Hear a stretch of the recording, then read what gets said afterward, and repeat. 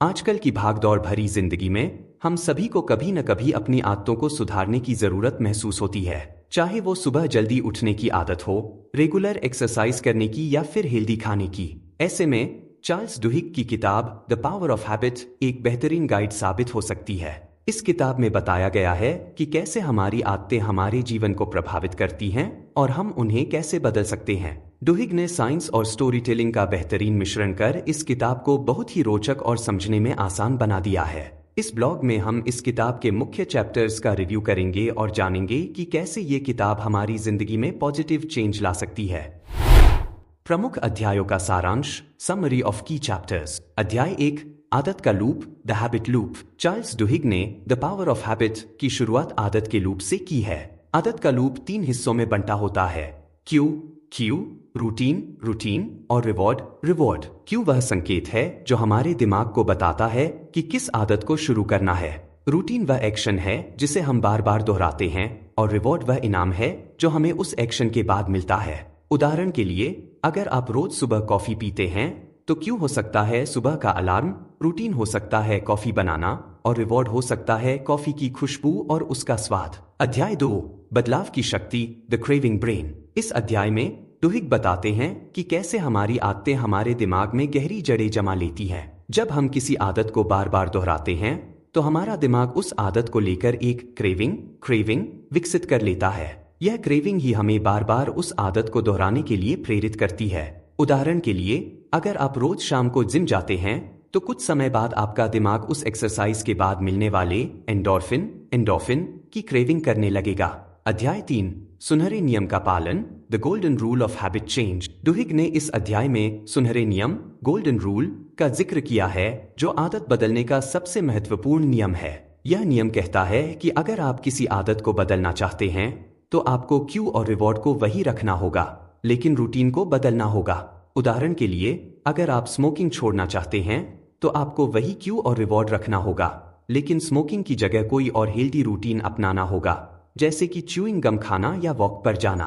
अध्याय 4, आदतें और कंपनियां, कीस्टोन हैबिट्स और the ballad of Paul O'Neill. इस अध्याय में डुहिग ने कीस्टोन हैबिट्स के बारे में बताया है। ये वे आदतें होती हैं जो हमारी बाकी आदतों को भी प्रभावित करती हैं।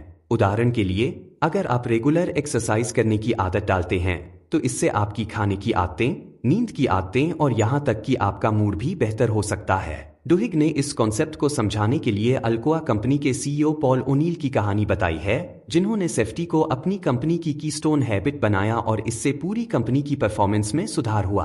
अध्याय 5, समाज और आदतें, Starbucks and the habit of success.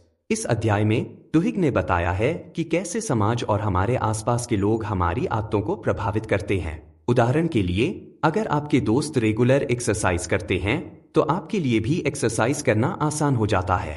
डुहिग ने स्टारबक्स की कहानी भी बताई है, जहां कर्मचारियों को स्ट्रेसफुल सिचुएशंस में कैसे बिहेव करना है, इसकी ट्रेनिंग दी जाती है। इससे कर्मचारियों की परफॉर्मेंस में सुधार होता है और वे बेहतर कस्टमर सर्विस दे पाते हैं। अध्याय 6, आदतों का विज्ञान, the power of a crisis. इस अध्याय में डुहिग ने बताया है कि कैसे क्राइसिस के समय में आदतों को बदलना आसान हो जाता है। जब हम किसी क्राइसिस का सामना कर रहे होते हैं तो हमारा दिमाग नई आदतों को अपनाने के लिए ज्यादा तैयार होता है। उदाहरण के लिए, अगर किसी कंपनी में कोई बड़ा क्राइसिस आ जाता है तो उस समय कंपनी के कर्मचारी नई वर्किंग प्रैक्टिसेस को आसानी से अपना सकते हैं। अध्याय 7, समाज और आदतें, how Target knows what you want before you do.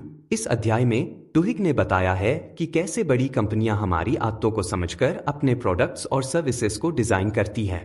उदाहरण के लिए, टारगेट कंपनी ने अपने कस्टमर्स की शॉपिंग हैबिट्स को एनालाइज करके यह पता लगाया कि कौन से कस्टमर्स प्रेग्नेंट हैं और उन्हें उनके हिसाब से प्रोडक्ट्स ऑफर किए। इससे कंपनी की सेल्स में इजाफा हुआ और कस्टमर्स को भी उनकी जरूरत के प्रोडक्ट्स आसानी से मिल गए। अध्याय 8, आदतों का समाज पर प्रभाव, saddleback church and the Montgomery बस बॉयकॉट।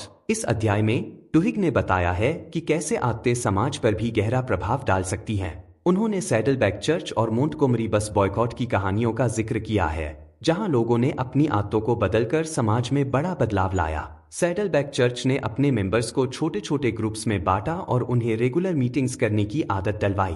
इससे मेंबर्स के बीच एक स्ट्रॉन्ग बॉन्ड बना और चर्च की ग्रोथ में मदद मिली। वहीं मोंटगोमरी बस बॉयकॉट में लोगों ने बसों का बहिष्कार किया और पैदल चलने की आदत डाली, जिससे सिविल राइट्स मूवमेंट को मजबूती मिली। अध्याय 9, आदतों को बदलने की कला, the neurology of free will.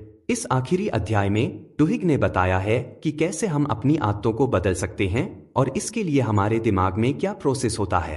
उन्होंने बताया कि आदतें बदलने के लिए हमें अपने दिमाग को रिप्रोग्राम करना होता है। इसके लिए हमें अपनी आदतों के क्यू और रिवॉर्ड को पहचानना होता है और फिर रूटीन को बदलना होता है। यह प्रोसेस आसान नहीं है, लेकिन अगर हम लगातार कोशिश करते रहें तो हम अपनी आदतों को बदल सकते हैं और अपनी जिंदगी में पॉजिटिव चेंज ला सकते हैं। विश्लेषण, analysis. The power of habit एक ऐसी किताब है जो हमारी रोजमर्रा की जिंदगी को गहराई से प्रभावित करने वाली चीज, हमारी आदतों पर फोकस करती है। चार्ल्स डुहिग ने इस कॉम्प्लेक्स टॉपिक को बहुत ही सिंपल और एंगेजिंग तरीके से प्रेजेंट किया है।